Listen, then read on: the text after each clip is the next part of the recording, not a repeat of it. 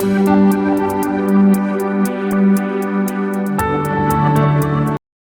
दोस्तों, कैसे हैं आप सब। मैं शकील अहमद स्वागत करता हूं आपका कोवैक्सीन सीरीज में। आप सभी को पता है कॉन्स्टिट्यूशनल वैक्सीन सीरीज के अंदर इस वक्त हम रोजाना करते हैं हमारे भारतीय संविधान के एक अनुच्छेद की बात, एक आर्टिकल की हम बात करते हैं। आप सभी जानते हैं अनुच्छेद 24 तक हमने कवर कर लिए हैं। अनुच्छेद 25 और धर्म की स्वतंत्रता का अधिकार जो अनुच्छेद 25 से 28 है उसको आज हम शुरू तो जानेंगे अनुच्छेद 25 के बारे में। लेकिन अगर आपने चैनल को सब्सक्राइब नहीं किया है तो चैनल को जरूर सब्सक्राइब कर लें। आइए बिना किसी देरी के समझते हैं अनुच्छेद 25 क्या कहना चाहता है।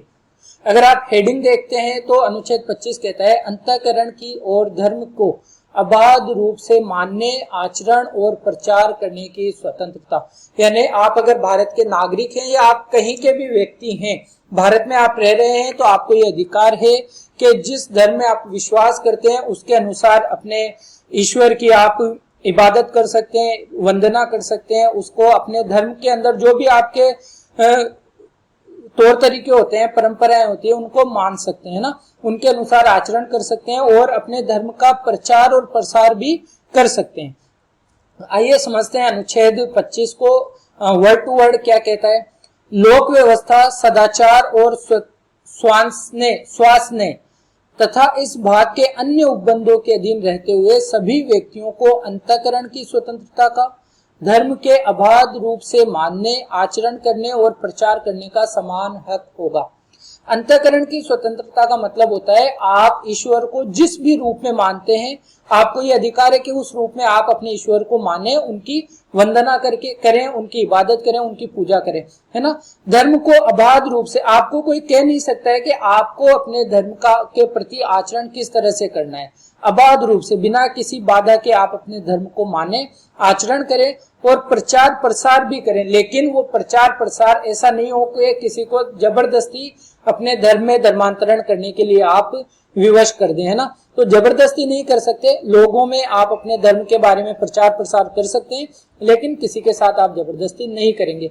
लेकिन ये सारा काम कब होगा, इससे लोक व्यवस्था को नुकसान नहीं होना चाहिए, सदाचार को नुकसान नहीं होना चाहिए, या ओवरऑल कहा जाए तो भारतीय अर्थव्यवस्था को या भारतीय कल्चर को इसका नुकसान नहीं पहुंचना चाहिए आपके इस सारे अधिकार के अंतर्गत। ठीक है, तो ये हो गई धर्म की स्वतंत्रता की बात।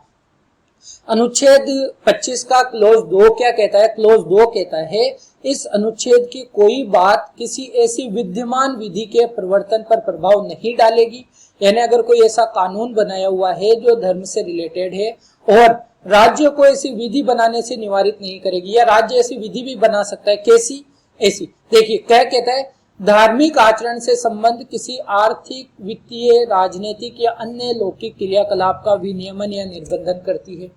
अगर भारत की कोई ऐसा कानून है भारत के अंदर जो धार्मिक संस्थाओं के अंदर उनकी आर्थिक स्थिति क्या होगी, वित्तीय और राजनीतिक स्थिति क्या होगी, उनका क्रियाकलाप किस तरह से चलेगा, इसका रेगुलेशन करती है, तो वो विधि अपने आप में काम करेगी ना। ऐसा नहीं है कि आप उस विधि को नहीं बना सकते।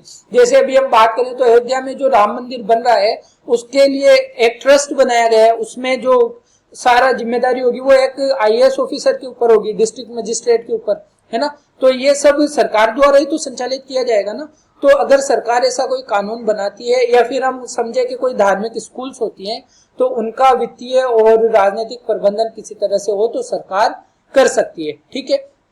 दूसरा, सामाजिक कल्याण और सुधार के लिए उस संस्था में सामाजिक कल्याण और सुधार के लिए सार्वजनिक प्रकार की हिंदुओं की धार्मिक संस्थाओं में, यानी हिंदू धर्म से रिलेटेड जो सार्वजनिक संस्थाएं हैं, सार्वजनिक का मतलब जो सरकार के द्वारा संचालित होती हैं या जिन पे सरकार का फंड वगैरह आता है, सार्वजनिक धार्मिक संस्थाओं को हिंदुओं के सभी वर्गों और अनुभागों के लिए खोलने का उपबंध करती है। तो अगर सरकार का कोई ऐसा कानून है जो हिंदुओं के सभी धर्मों को, जैसे हम देखते हैं कि भारत में जात पात को लेकर एक काफी बड़ा ऊंच नीच हम देखते हैं, तो बहुत सारा जगह ऐसी होती है जहाँ पे कुछ जिसे हम दलित कहते हैं या निम्न जाति के लोग कहते हैं उनको आने की मनाही होती है। तो अगर सरकार ऐसा कानून बनाए कि जो संस्थाएं सार्वजनिक हैं, धर्म से संबंधित है और सार्वजनिक यानी सरकार के अंडर में है, वहां पे सभी के लिए बराबर अधिकार होगा, सभी आ सकेंगे, सभी पूजा कर सकेंगे, सभी अपनी आस्था का निर्वहन कर सकेंगे, तो सरकार ऐसा भी कोई कानून बना सकती है। तो ये इंपॉर्टेंट है, आपको ध्यान रखना है इसके बारे में। तो अनुच्छेद 25 इतना ही था, लेकिन अनुच्छेद 25 के 2 स्पष्टीकरण दिए हुए हैं। और स्पष्टीकरण क्या दिए हुए हैं, पहले हम स्पष्टीकरण 2 को देखेंगे। स्पष्टीकरण 2 कहता है कि हिंदुओं के अंतर्गत कौन कौन आता है, सिख, जैन और बौद्ध धर्म के मानने वाले भी किसके अंतर्गत आते हैं, हिंदू। यानी अगर आप संविधान में कहीं वर्ड देखते हो हिंदू, कहीं वर्ड देखते हो हिंदू, है ना, तो हिंदू के अंदर हिंदू धर्म तो आता ही है, हिंदू तो आते ही हैं, लेकिन इन्हीं के अंदर जैन भी आते हैं और इन्हीं के अंदर बौद्ध भी आते हैं। तो ये आपको ध्यान रखना है ना, बौद्ध भी आते हैं। तो जब आपको संविधान में कहीं भी वर्ड नजर आए हिंदू, तो उसी के अंदर सम्मिलित होते हैं जैन धर्म के लोग, उसी के अंदर सम्मिलित होंगे बौद्ध धर्म के लोग, और हाँ साथ में सिख भी इसी के अंतर्गत सम्मिलित किए जाएंगे। तो ये आपको ध्यान रखना है, इंपॉर्टेंट है, ये सवाल पूछा भी जाता है। फिर स्पष्टीकरण 1 कहता है कृपाण, जो एक कृपाण तलवार छोटा सा चाकू जैसा रखते हैं ना सिख लोग, कृपाण धारण करना और लेकर चलना सिख धर्म के मानने का अंग समझा जाएगा। यानी अगर आप किसी सिख व्यक्ति को देखते हैं और आप देखते हैं कि उसके पास एक हथियार जैसा कुछ है जिसे हम कृपाण कहते हैं, तो उसे हम हथियार नहीं मानेंगे। एक सिख व्यक्ति अपने धर्म के आचरण के अंतर्गत कृपाण को रखता है ना।